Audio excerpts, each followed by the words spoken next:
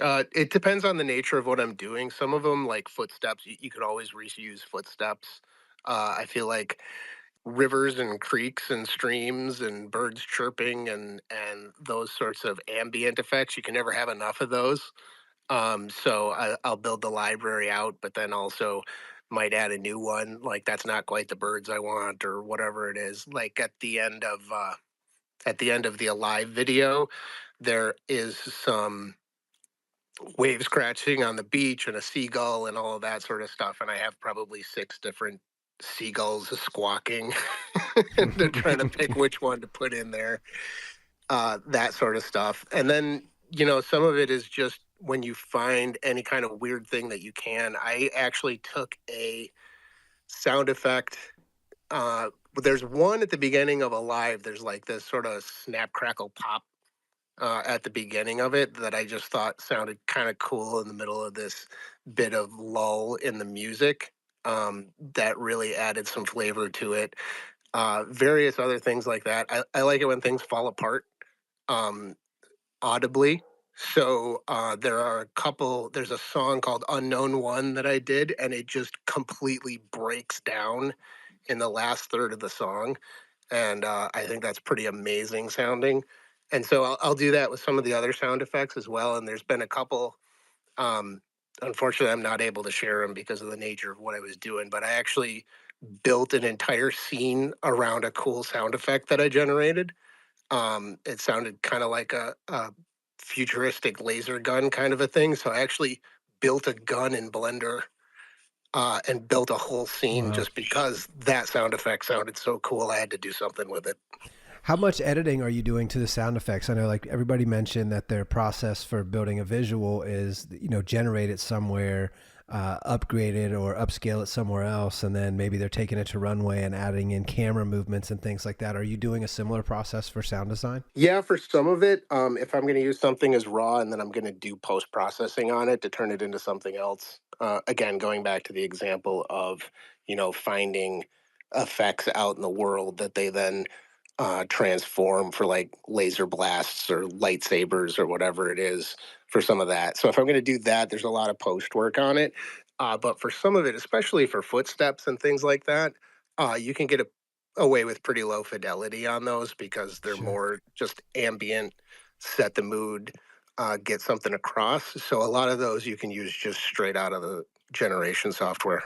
Very cool. Are you using like the age old see a sound, hear a sound in your production techniques? Is that kind of how you're building it, or are you thinking some different way? So the way that I try to approach things, and it's a little bit different with a music video than it is with something else. But when it Sure. comes to actual sound design for visual elements, I always feel like the visual tells a story. So the way you're blocked tells a story. What you want the camera to look at.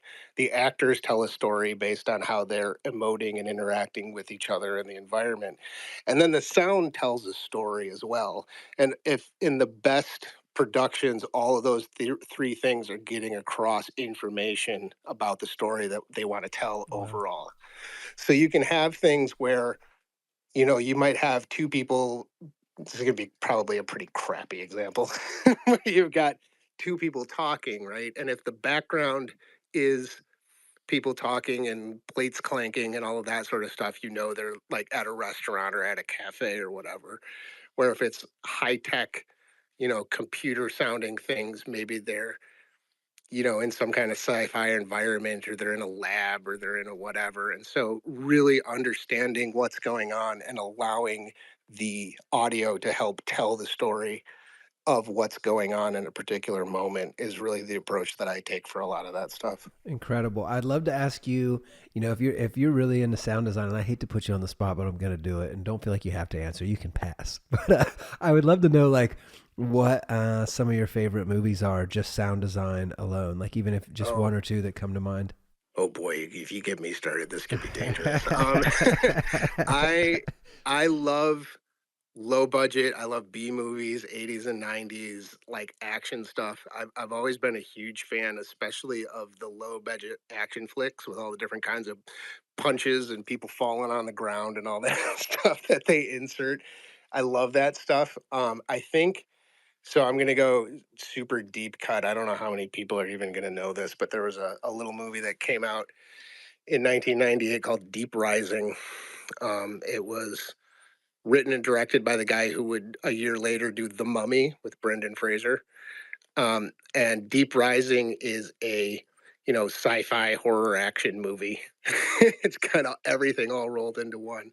But they've got monsters on a cruise ship, and they've got Wow. guys with these crazy rifles and all of this other stuff. And the sound design on it for what they have to get across between the creatures and the special guns that they made up just for this movie and everything else. It's pretty incredible. And since it's all in the water, they had to mix in the kinds of effects. There's underwater scenes, so you have to get that sort of funky muffledness to the explosions and some of this other stuff. So it's really kind of a tour de force, not only visually but also as far as the audio goes.